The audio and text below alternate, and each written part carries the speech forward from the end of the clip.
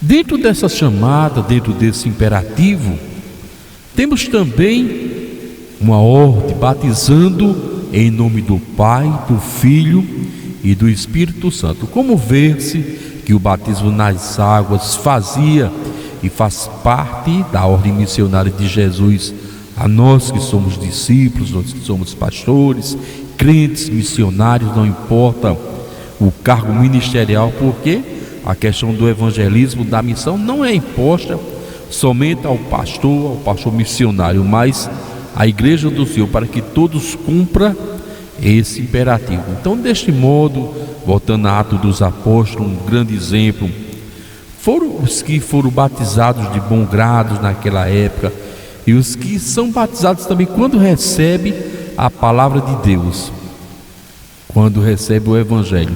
Em Atos dos Apóstolos, capítulo 2, versículo 41, temos a seguinte citação: de sorte que foram batizados de bom grado e receberam a palavra naquele dia, e agregaram-se quase 3.000 almas.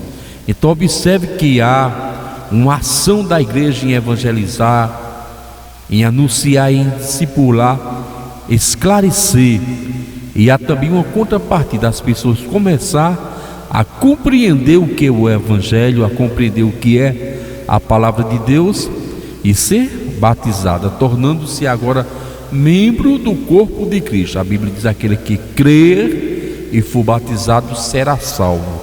Então devemos ter o máximo de cuidado, de capricho dentro desse parâmetro, e dentro aí do evangelismo, dentro do discipulado, do batismo, o mais importante nessa questão do evangelismo, da missão em foco, evangelismo em foco, é ensinar as nações. Ensinar o quê?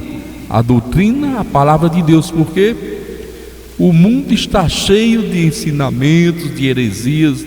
Todos os dias nós observamos novidades em nome do evangelho, que na realidade fere o evangelho, são coisas que vêm a ofender a integridade de Deus, que não tem embasamento bíblico, não tem nenhuma expressão na palavra de Deus. Mas quando diz ensinando as nações, está agora formatada numa palavra grego, que é chamada de didasco, que significa instrução, em particular instrução da Bíblia, dos ensinamentos desta ordem de Jesus.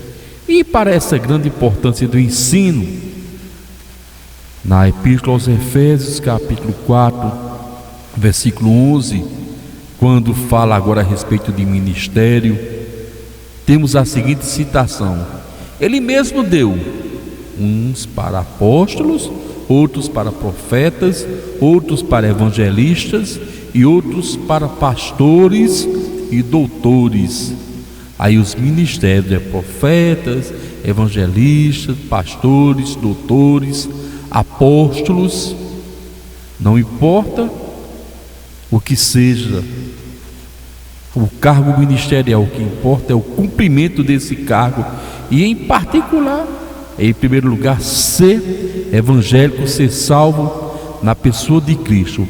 E quando acontece todo esse conjunto de estratégia, de demanda, evangelizar as nações, ensinar as nações, batizar em nome do Pai, do Filho e do Espírito Santo, começa a acontecer aquilo que não temos visto na igreja atual, na igreja hoje neotestamentária, pós-modernista, os sinais. Porque os sinais do Evangelho, os sinais da salvação, ela é proposta para os crentes, para os salvos, para os que estão na palavra de Deus. Motivo pelo qual Cristo mesmo diz: estes sinais seguirão aos que creem em meu nome. Aqui no imperativo do ide de Jesus Cristo. Vamos ler agora o texto completo. Evangelho de Marcos, capítulo 16, versículos 15, 16, 17 e 18. Vamos passo a passo. Diz-lhe Jesus: ide por todo o mundo, pregai o evangelho a toda criatura. Quem crê, olha a situação, aquele que crê e for batizado será salvo. Contrapartida, agora. Mas aquele que não crê será condenado. Observe que quem crê será salvo e aqueles que não crê será condenado. Continuando, 17. Estes sinais seguirão aos que creem. Em meu nome expulsarão demônios e falarão novas línguas. Temos visto muitas vezes em algumas igrejas o teatro de expulsar demônio. Teatro porque não estão expulsando de verdade. E falar novas línguas. Alguns crentes confundem os pentecostais. Eu sou pentecostal, mas sei separar bem isso.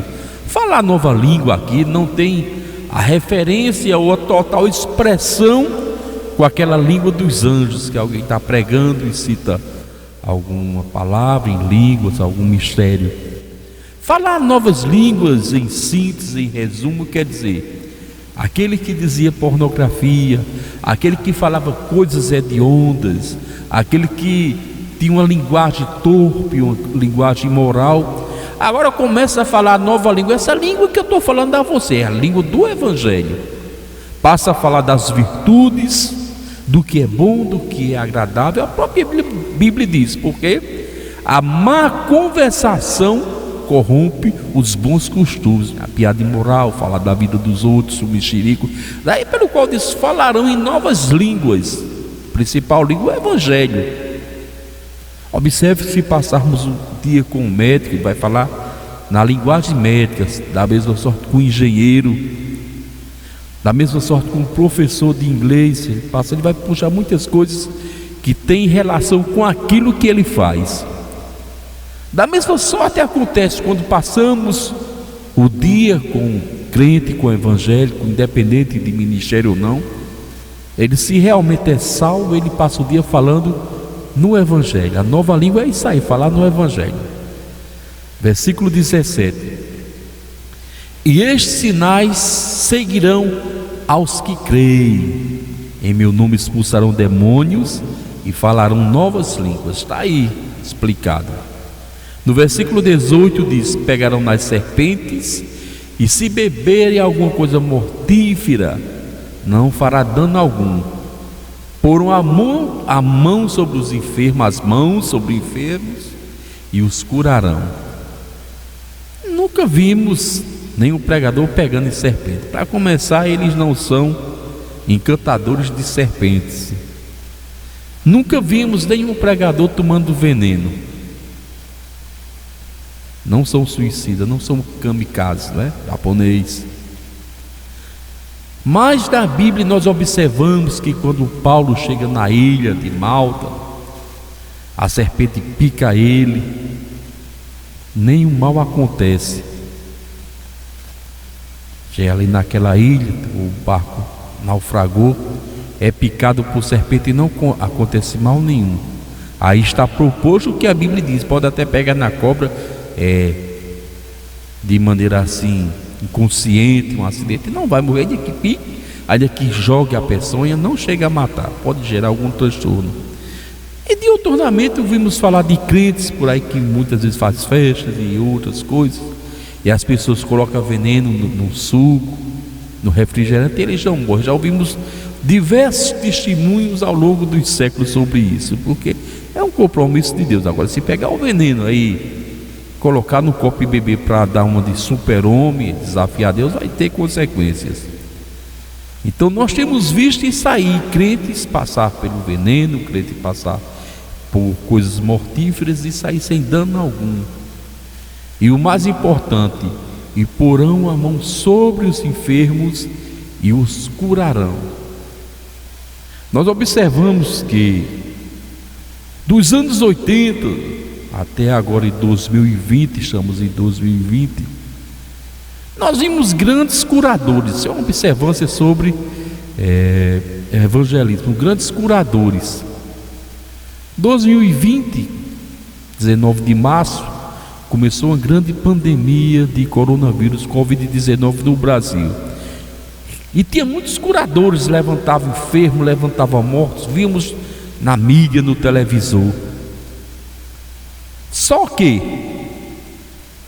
com a enfermidade, esses falsos pastores, esses falsos doutores, falsos ensinadores sumiram. Ninguém escuta mais falar de cura, por sinal até adoeceram. Então devemos ter cuidado da curar os enfermos. É um dom de Deus, independente de ser pastor ou não, presbítero ou não. Quando Deus quer operar, há uma cura. Basta o crente orar. Mas ninguém é um curandeiro. Não vamos levar isso para o lado da medicina, achar que coloca a mão e cura. Esses sinais seguirão os que creem no meu nome. Então, se é necessário no evangelismo, vai acontecer grandes coisas, mas sem desafiar, sem brincar com Deus, sem brincar com o Senhor. Então termina mais um módulo do nosso estudo, do nosso seminário sobre missão. Que o Senhor vos abençoe rica e abundantemente, e vamos para a próxima aula.